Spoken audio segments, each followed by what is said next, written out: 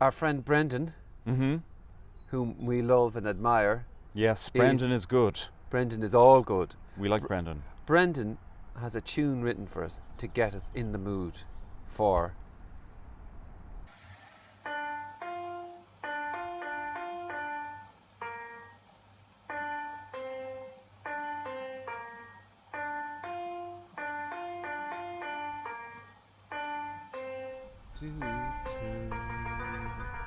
Unbelievable, that's complex now. It's Isn't it?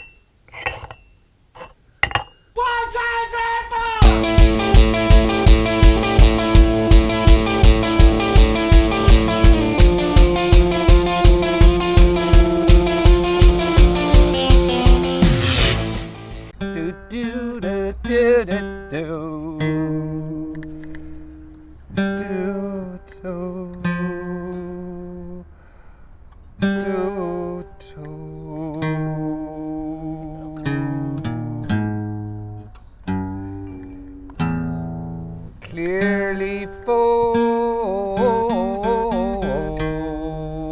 Gary O'Hara, Shane Connolly, Richard Alcorn, Dahi Delaney, Jessica Murray, fair fucks for liking our page. You're fucking legends. We love you, not in a sexual way, just genuine, real love, real love. Key change, key change. Da, da, da, da, da. Amy Roach, Deirdre Boyle, Pierce Murray, Carlos Souza, Patrick Mullen, we fucking love you. Ooh, ooh, don't fucking leave me. Ooh, ooh, ooh, ooh, ooh, ooh. Oh, long time. Let's pick it up. Long time. I'm back. Deborah Fox.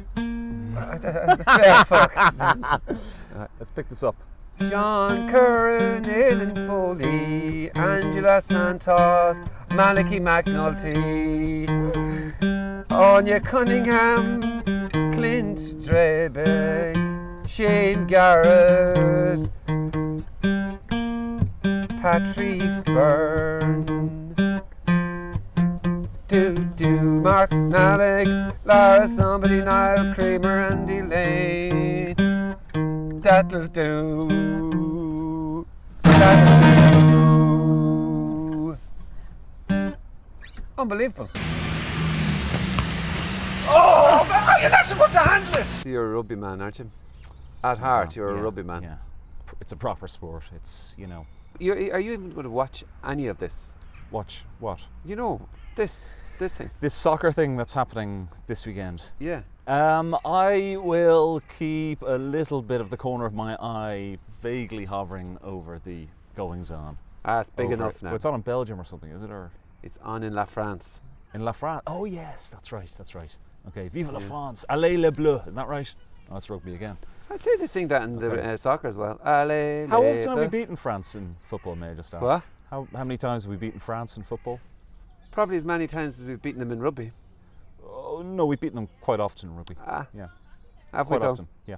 We've beaten them a good few times, statistically speaking, which I can't refer to those statistics at the Okay. moment because I don't have them on hand. And how But- many times have we beaten, like, the top teams? You could say we're the opposite of the rugby team. We offer little promise, but we deliver momentous experiences in World Cup competition. Houghton, 1988, a beautiful memory that will stay with all our generation. Houghton again, 1994. With a shot, and it's there. A beautiful volley. Robbie Keane against Germany in the last minute. These are what we live for. Now, the last championship wasn't that great. It was not that great. The last It was championship not was that great. abysmally bad. We're a hard team to beat, though. We're a hard team Now, to beat. you see, that's patronising. Yes, we are a hard team to beat. That's exactly true. That is all we've got. We're a hard team to beat. So you're going into this sort of carefully ambitious, is that cautiously ambitious? Look, what you don't understand about the whole thing is, if you're a dad and you have kids, it means you have the next month off. That is the primary thing that's happening here. Okay. We have a month off. Okay, a hall pass. Yeah. I have a hall pass. Friday kicks off, 1 game on Friday, and then 3 and 2 games for the next 2 weeks. I mean, and you just. The only thing we have to worry about is beer and snacks. Playtime, yeah. That's it, beer and snacks. So, okay, well, next we're called for the weekend. So, where do people watch this? Do they go to the pub? Do they get together with their brethren, or do they watch at home with their families on a big screen and have their mates over? Well, here's where you will be able to talk, because you'll just be able to willy-nilly go fucking anywhere. Whereas I'll probably be at home with the kids watching it, but I will set it up that I'll have beers and nuts. I'm not going to be able to get to the pub.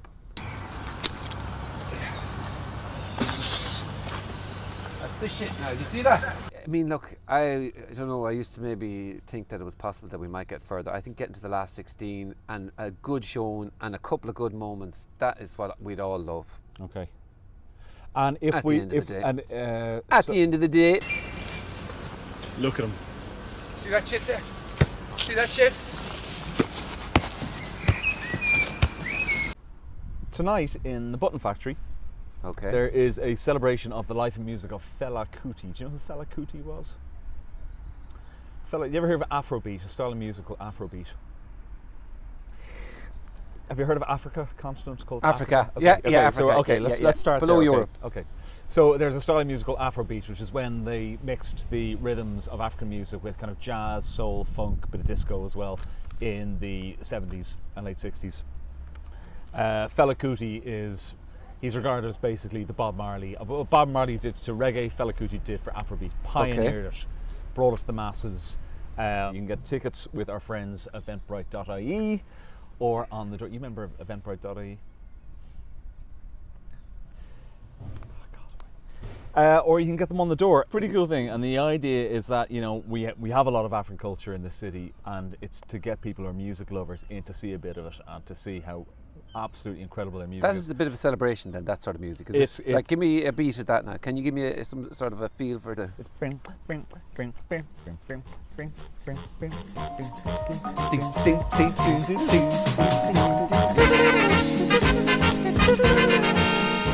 Rhythms that will completely and utterly melt your brain. In the gay movies. You told me. Jesus, fair play to you. Go on, what's the name of this? Bread and butter pudding. It's very English, isn't it? No, I'm not putting custard on it. Come on. No, I'm not putting custard on it. Oh, Jesus. There is custard in it, like. Yeah, but I mean, you know, what's custard? My mother used to make custard, which turned me off custard, didn't you, Mammy? Whatever way she did it, put me off custard for life. So, yeah. Let me know when you're ready. Are you a Talking Heads fan?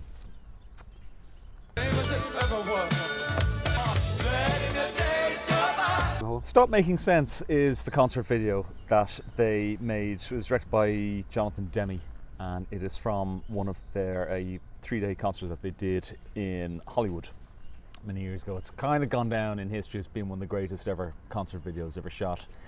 And the Lighthouse Cinema are screening it tomorrow night. It's kind of like the Rocky Horror Picture Show or something. If you put it on a cinema, a gang of people will turn up to watch it. It's meant to be great fun, this thing. People come, they dress up, they dance in the aisles. It maybe doesn't have quite the same kind of camp theatrics as the Rocky Horror Picture Show, but Talking Heads fans, Talking Heads devotees, of which there are quite a few kind of lurking around, they'll just come out of the woodwork when this thing is being shown on the big screen.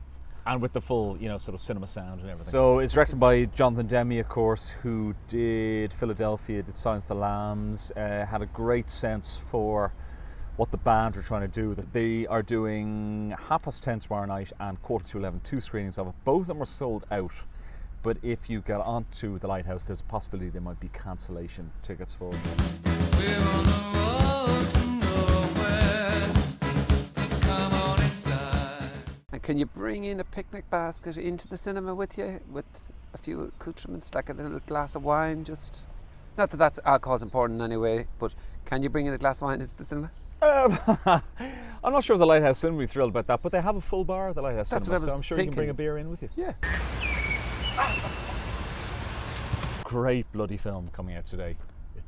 Do you like Michael Moore? I do like Michael Documentary Moore, yeah. What of his stuff have you seen? I've seen the 9/11 one, I think. Fahrenheit 9/11. And then the gun one. Oh, Bowling for Columbine. Yeah, pretty sure I've seen both of those. Yeah, well, Columbine would definitely be my favourite of those two. This is what American children eat for lunch. Basically, the premise of the film is that he looks at situations in America that are dire, that are just not being handled well. Things like work-to-life ratio, like the health system, like college debt, like healthcare for women, like education, like school dinners. And he goes to countries in Europe and North Africa, and he looks at very simple solutions to these things that could be adopted in the States. So that's the whole thing. He goes around with a flag. He explores a solution that this country in the old world has done that has quite simply fixed a problem. He plants his flag down. He goes, I'm invading this country and I'm taking that idea back to America. He admits to himself he's picking flowers in this, not the weeds. Because, I mean, you could say, oh yeah, well, France has got this problem, that problem. He goes, I'm not interested in that. I'm just looking at a specific great thing. idea, yeah. And I go and I see how that country has dealt with it. He looks at the prison system. He goes to Norway, where even in the maximum security prisons, the guards don't carry guns. They said, if we need a weapon, our mouths are a weapon. We talk to the prisoners. They have one of the lowest recidivism rates in the world, Norway. Just say that big word again. Recidivism. The lowest. Like repeat offending. I kept thinking, okay, Anders Breivik, you know, the guy who Yes. did the mass killing there. And I know a lot of people who would be quite annoyed by the idea of him living in a lovely 2-room apartment and with internet and all that kind of stuff.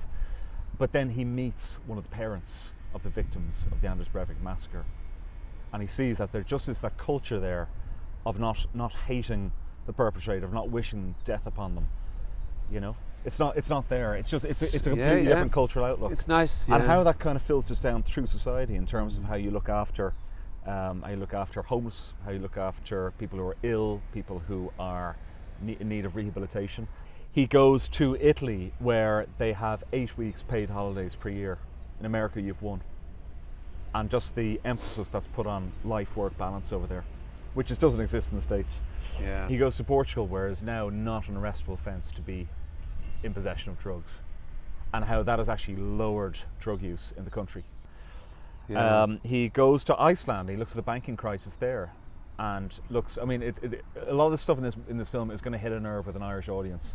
He looks at how the bankers over there, the corrupt bankers, were taken away in handcuffs, whereas, you know, what the hell do? We fucking nothing. Can I ask you a question? How long is it in the cinema for? It'll probably it's in selected cinemas, so it'll probably get a run for about a fortnight, I'd say. Okay. It just might be more difficult to go to it in the next 2 weeks, given the Euros are on. The what? Oh, the soccer thing. The footy, yeah. Okay. Well, it's funny, you go to Denmark on holidays, and you look at the people, they're beautiful, they cycle their bikes everywhere, they eat healthy food, they have lovely teeth, they have lovely skin, they're nice. Say it. They're better people. Probably, they're not as much crack as us, though. They're not as much crack as us, though. Yeah. That's the thing. Yeah.